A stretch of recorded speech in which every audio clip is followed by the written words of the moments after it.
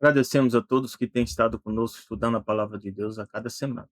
Vamos fazer uma oração para que Deus nos conduza. Nosso Deus e Pai, seja conosco, guia nos momentos que se seguem. Pedimos suas bênçãos em nome de Jesus. Amém. Olha, esse tema é um tema muito profundo. Talvez o cerne, né, de tudo que gira na Bíblia está relacionado com esse tema, né? É o pecado. E ele, em consequência, na igreja. E a igreja é o corpo espiritual de Cristo. Por isso a gente tem que tratar desse tema, mas ele também serve para todos os outros, né, e também que são decorrentes. Para que nós somos criados, né, uma pergunta interessante, né. Deus nos criou para a sua glória. O propósito que ele tinha para nós vamos ficar sabendo ao longo do tempo. Muita coisa já foi revelada na Bíblia, mas muitas coisas ainda nós vamos saber no futuro, aqueles que tiverem na eternidade com ele. 1 Coríntios 6, 19 e 20 diz assim: será que vocês não sabem que o corpo de vocês é o santuário do Espírito Santo? Então, uma coisa importante que Deus nos criou é que o Espírito dele habitasse em nós. É uma coisa bem profunda. Viu? Outro diz que está em vocês e que vocês receberam de Deus e que vocês não pertencem a nós mesmos. Então, nós não pertencemos a nós mesmos porque nós pertencemos ao Criador, tanto pela criação como também pelo plano da redenção. E aí que diz: porque vocês foram comprados por preço, porque o preço foi a vida de um dos seres da eternidade, né? Um dos seres que compõem o ser eterno, né? Jesus. Diz: agora, pois, glorifiquem a Deus no corpo de vocês. Então, glorificar a Deus envolve como nós vivemos a cada dia. Salmo 50, 14, 15 diz assim: oferece a Deus sacrifício de louvor e paga altíssimo teus votos. Então, louvar a Deus por forma de sacrifício, né. Sacrifício é uma escolha que você faz de dedicar a Deus algo, né, que você vai dedicar, que você vai fazer com livre consciência, e isso será louvor para Deus. Quando nós cumprimos o propósito de Deus, nós estamos louvando a ele. E paga ao Altíssimo os teus votos. Os votos são decisões que a gente toma ao longo da vida, à medida que a gente conhece a Deus, que Deus não pede da gente. Mas uma vez que nós tomamos esse voto, a gente deve cumprir. E se você não conseguir cumprir, nós somos falhos. Peça perdão a Deus, né? Ele vai te perdoar. Mas seja mais sábio a fazer votos com Deus. E Deus diz assim: invoca-me no dia da angústia. Então, angústia, Deus sabe que todos nós vamos passar por angústias. Desde o pecado, nós estamos passando por dificuldades e problemas. Mas ele diz que a gente pode invocá-lo, invocar em oração. E eu te livrarei e tu me glorificarás. Então a gente vai reconhecer. Uma das coisas importantes é reconhecer a Deus pelo aquilo que ele é em nós e por nós. E o que faz também por nós.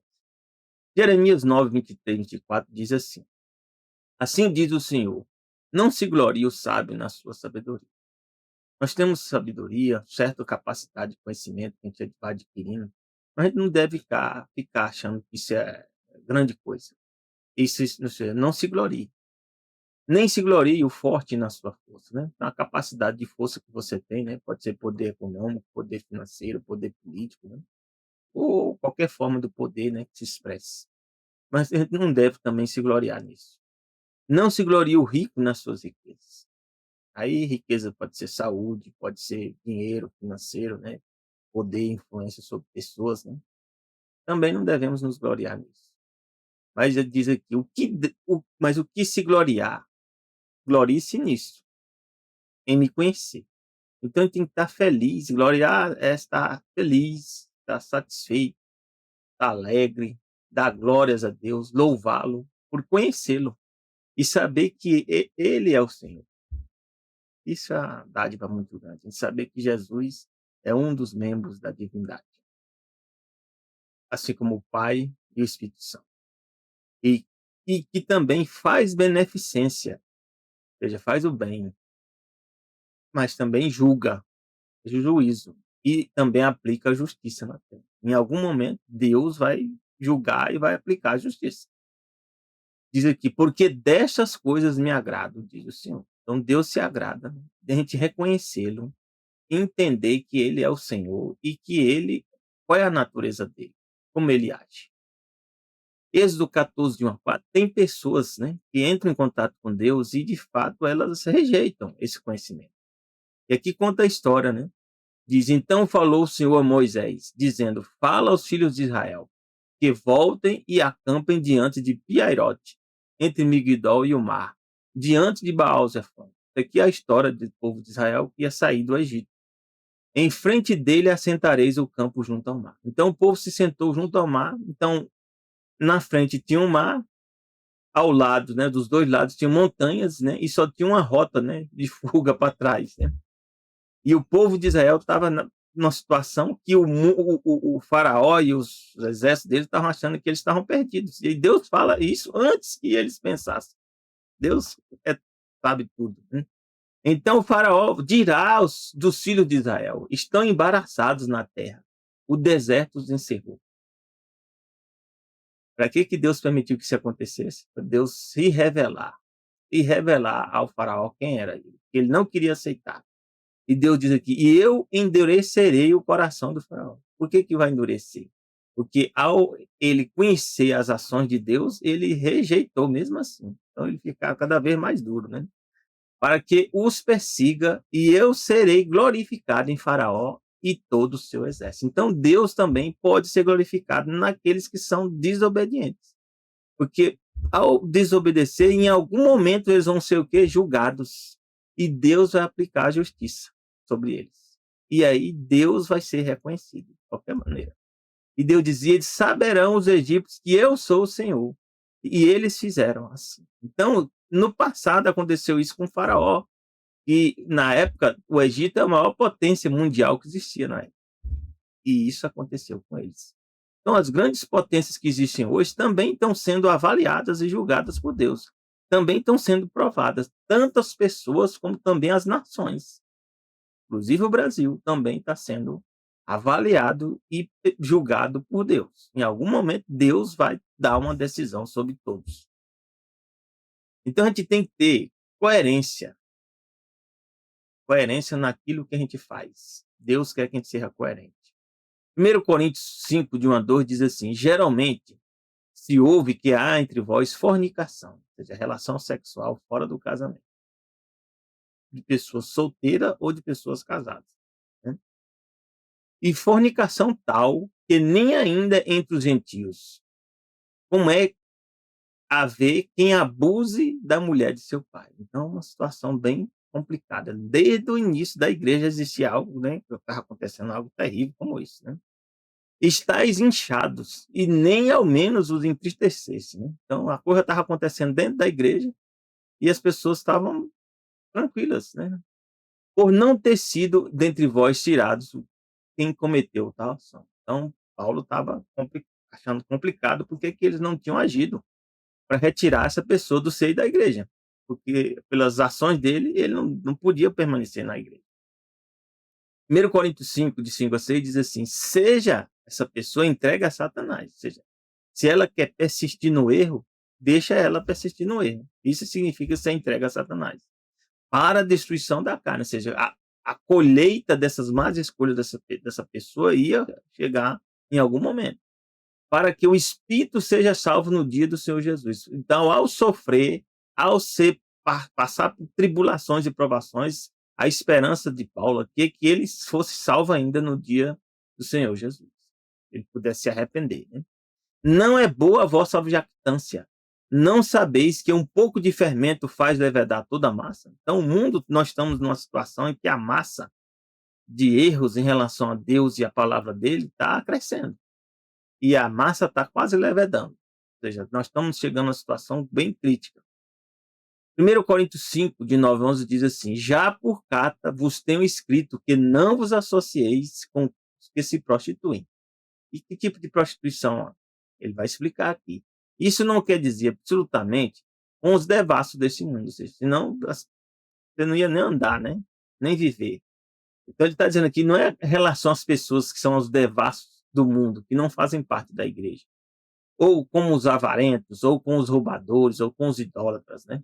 Porque então vos seria necessário sair do mundo, né? Então são pessoas que estão já rejeitaram a Deus e elas estão seguindo seus próprios caminhos. Ele está tratando aqui de outro caso. Mas agora vos escreveis que não vos associeis com aquele que, dizendo-se irmão, ou seja, ele reconhece a Deus, diz que aceitou a Deus, mas continua sendo o quê? Devasso. Devasso é envolvido com prostituição, né? Com orgias e vários tipos de ações, né? Que levam, né, a palavra devasso. Ou avarento, se a pessoa que cobiça vive só em função da cobiça, né? Ou idólatra, a pessoa que não coloca a Deus no primeiro lugar, é o idólatra. Ou maldizente, a pessoa que vive reclamando de tudo, né? Falando mal, inclusive de Deus, né? Ou beberrão, o beberrão aqui também faz parte, ou seja, a pessoa que se envolve, né, com alcoolismo, né? E com bebidas, né, que leva ela a situações difíceis. Ou roubador, né? Aí o roubador tem tanto ladrão, né, e as outras formas de roubo, né? Diz: "Com tal, nem ainda com mais". Então, se é a pessoa que faz parte da igreja e está com esse tipo de prática, você não deve nem comer. Porque ao comer você está validando, você está dando, né, como diz, autorização para essa pessoa, né? Está estimulando ela a continuar nesse caminho. Isso é sério. Então a gente tem que avaliar se nós não estamos envolvidos nisso. Mas se estamos envolvidos nisso, tem solução? Tem. Vamos ver aqui. Levítico 18, de 6 a 8, fala justamente da situação que alguns dizem que os 10 mandamentos deixaram de prevalecer, diz que o Pentateuco também não tem mais validade, só que Paulo estava tratando aqui de assuntos que tinham sido revelados em Levítico 18, de 6 a 8. Vamos ver aqui. Nenhum homem se chegará a qualquer parenta da sua carne para descobrir a sua nudez. Então, esse capítulo 18, a gente tem que ler ele e reler, viu? Porque muitas práticas erradas que Deus condena continuam as pessoas praticando. E eles acham que hoje não tem validade. Continua tendo validade. Assim como tinha validade na época que Paulo falou que estava errado. Então, que diz: "Eu sou o Senhor". Quem é que falou isso aí? Deus. "Não descobrirás a nudez de teu pai e de tua mãe". Diz aqui: ela é a tua mãe. Que mãe é essa? Mesma que não teve você como filho, mas que é casada com seu pai, é sua mãe. Não descobrirá a sua nudez. Não descobrirá a nudez da mulher do teu pai. Então Deus condena e isso é algo gravíssimo. Aqui também Levítico 18, 22, 23 também trata de temas de coisas que estão acontecendo hoje e também continua tendo validade. Por isso que Paulo tratou desse assunto dentro da igreja, muito tempo depois. Isso Jesus já tinha ressuscitado, né? E alguns dizem que os 10 mandamentos, né? Que o Pentateuco não tem mais validade. Então, Paulo está tratando justamente de temas relacionados a isso. E naquela época não existia o livro de Coríntios, né? As escrituras e até o quê? Malaquias. As escrituras que Jesus cita. E aqui Levítico 18, 22, 23 diz: "Não, com varão não te deitarás". Então Deus está dizendo aqui, ó, o homem não deve se deitar com outro homem, como se fosse mulher. E alguns dizem ainda que não tem escrito isso, né? Não, tá aqui escrito sim. Abominação é. Tem algumas coisas Deus que chama que abominação, para Deus a coisa no original é detestável para Deus. Nem te deitarás com um animal também. Para Deus isso aí não deve ser feito.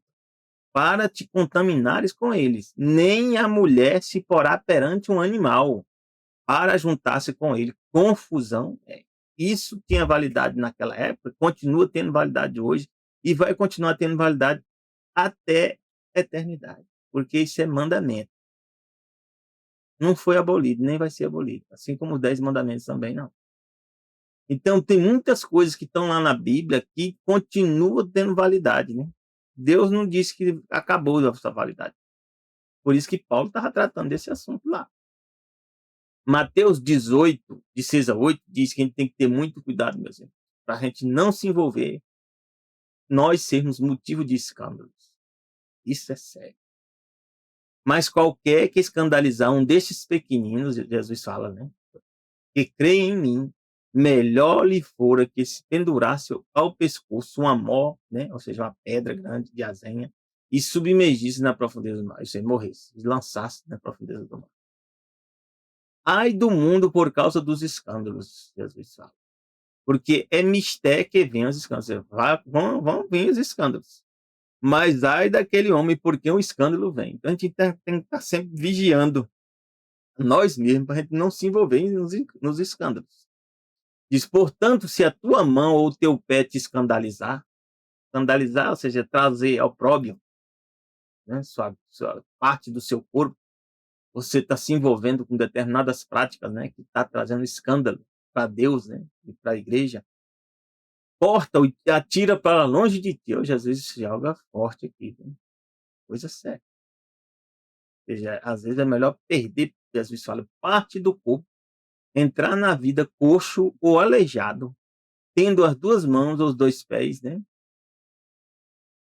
E seres lançados, do que ser lançado no fogo eterno, que é a segunda morte, que é a morte eterna. É coisa séria para mim e para você.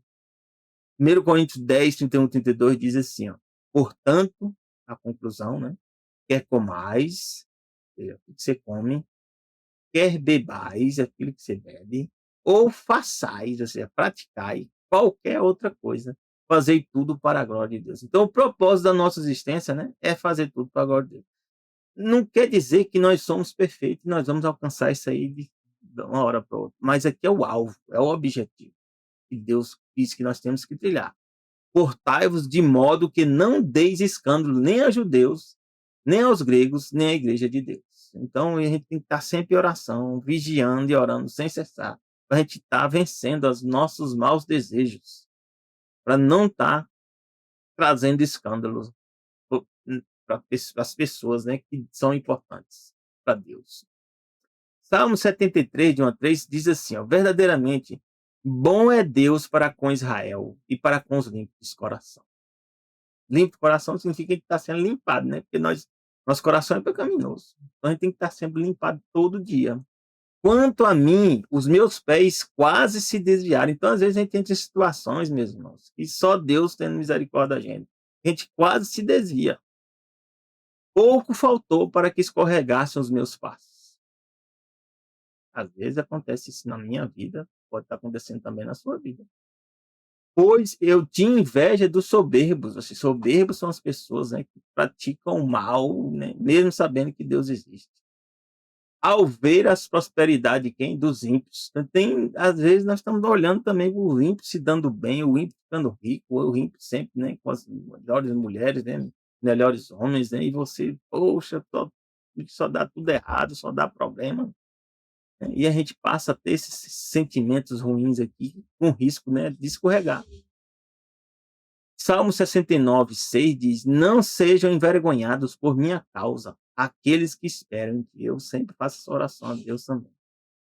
Deus, não me deixe eu envergonhar aqueles que esperam em ti, assim.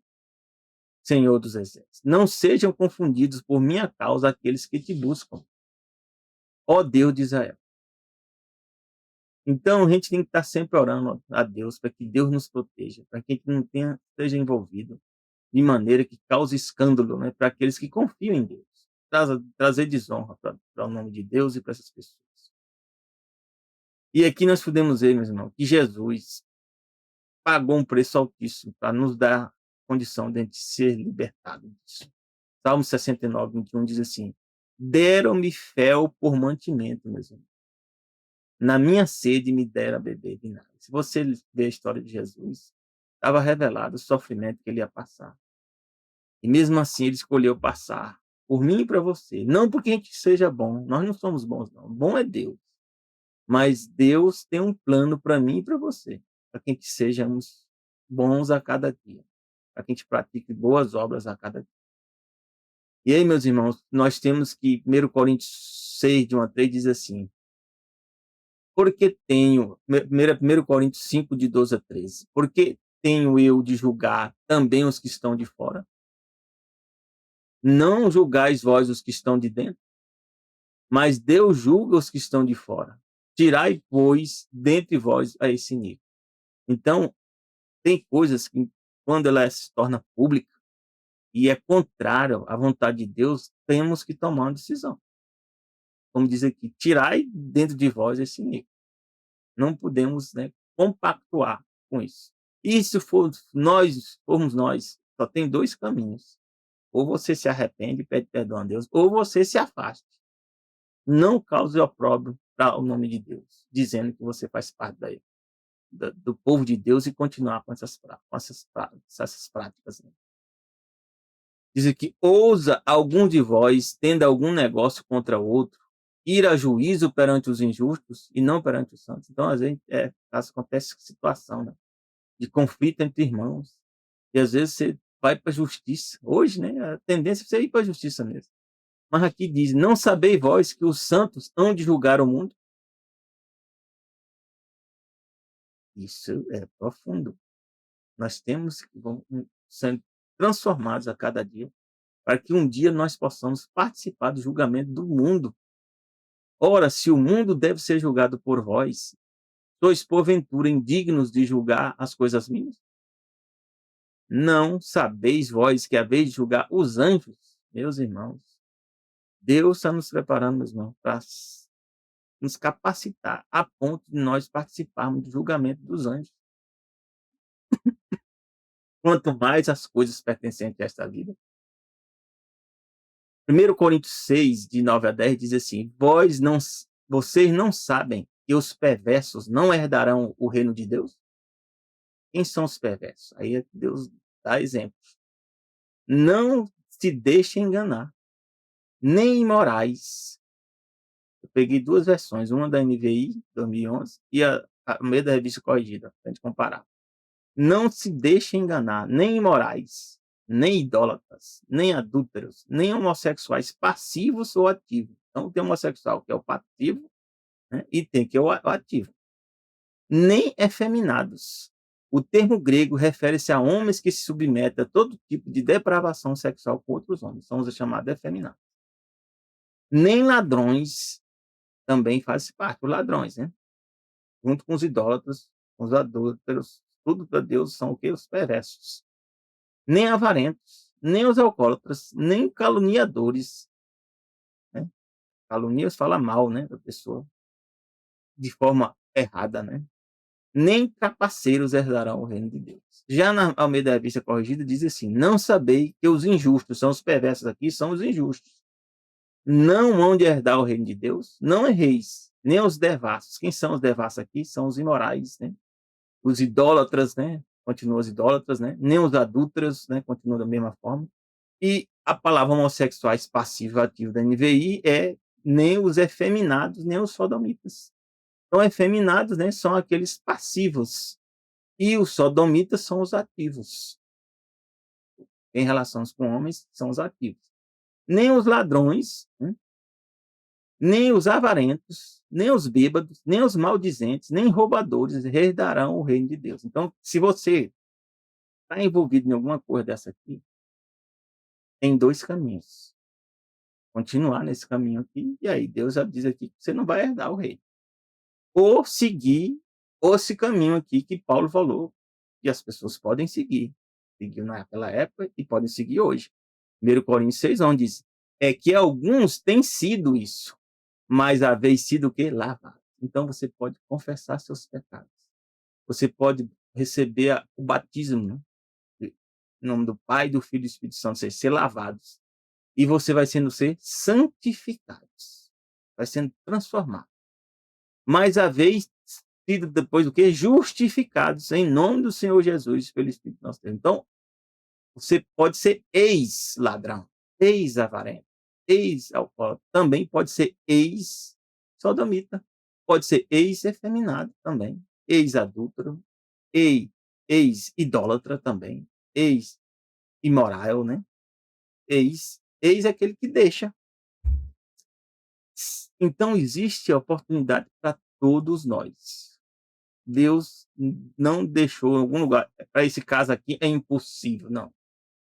Para todos os pecados, Deus traçou um plano, e se nós formos lavados, formos santificados e justificados, nós vamos vencer. E nós vamos herdar o reino.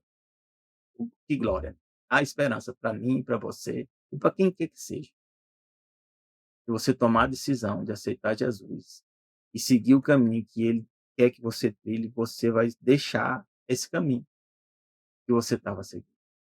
E Deus vai te dar uma nova vida.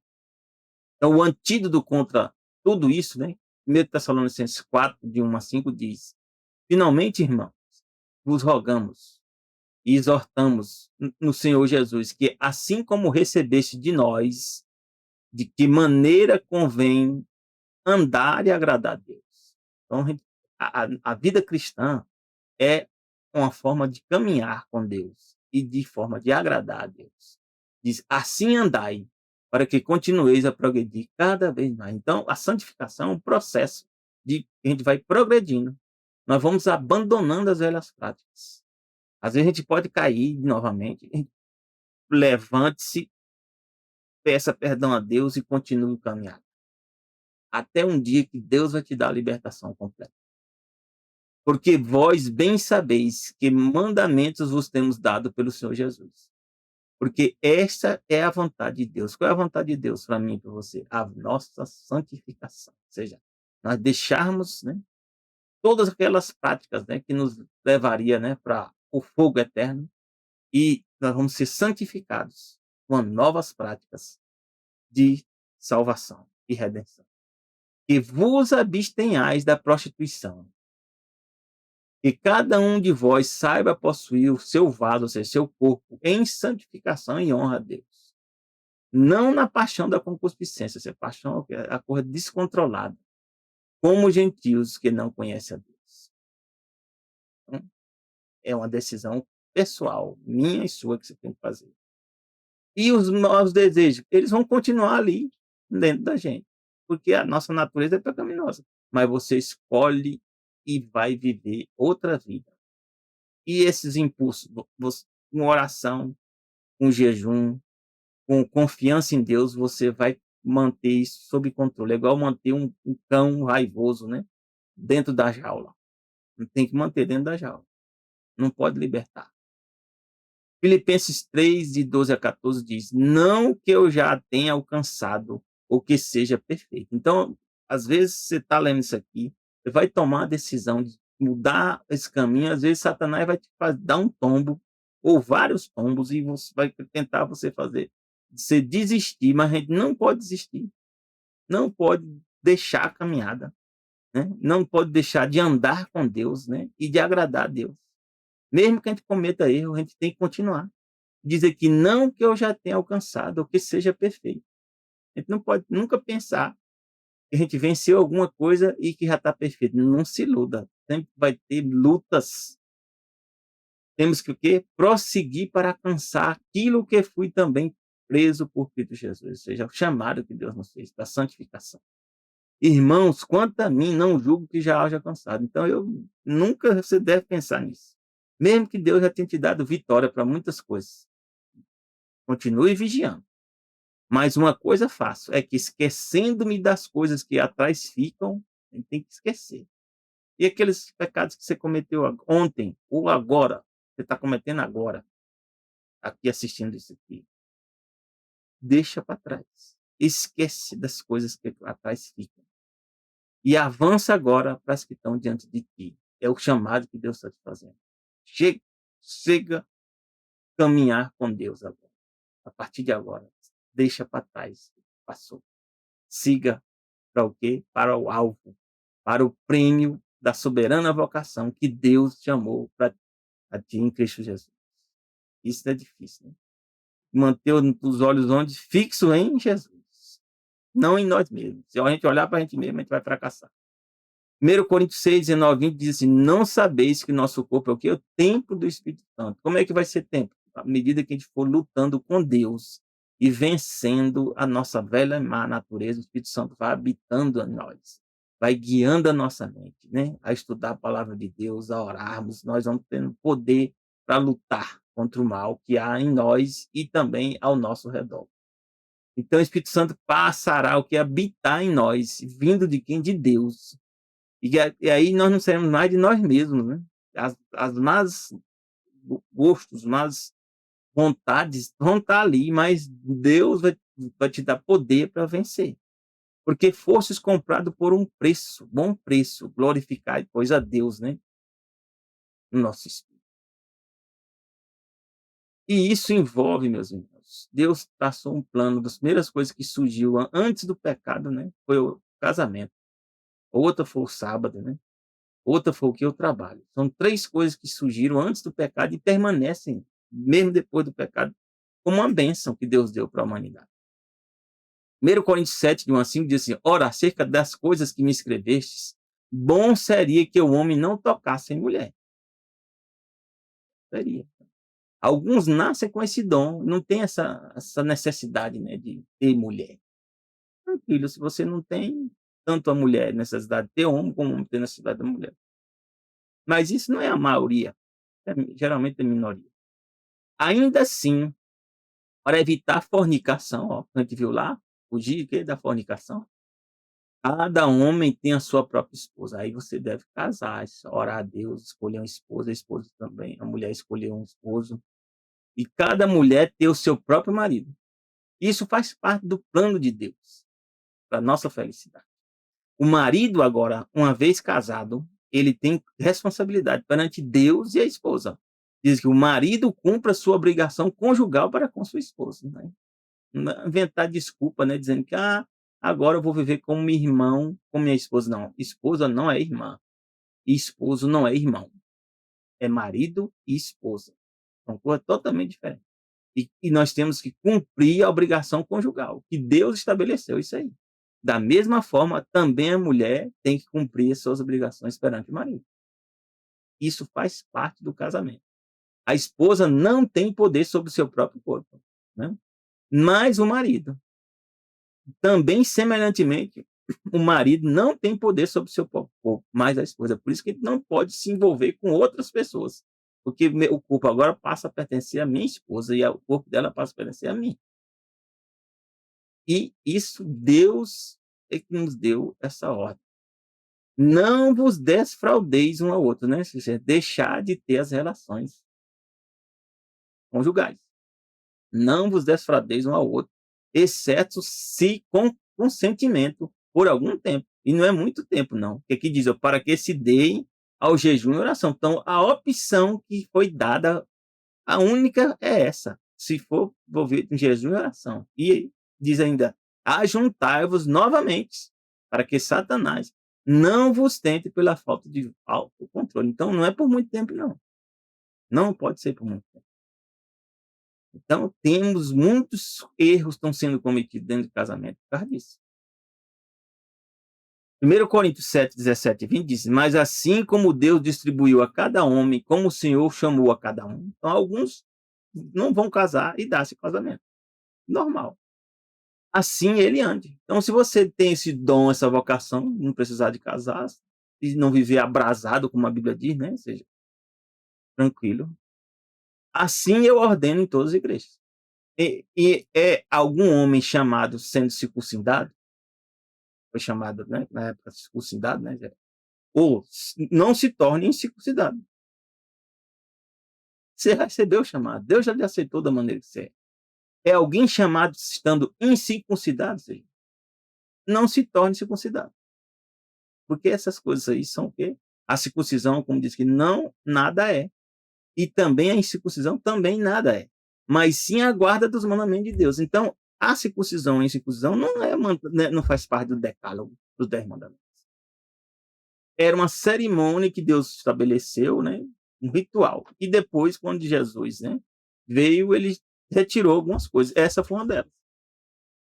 Cada homem permaneça na vocação em que foi chamado. Isso aqui é Paulo explicando, porque Paulo conhecia bem desse assunto, hein?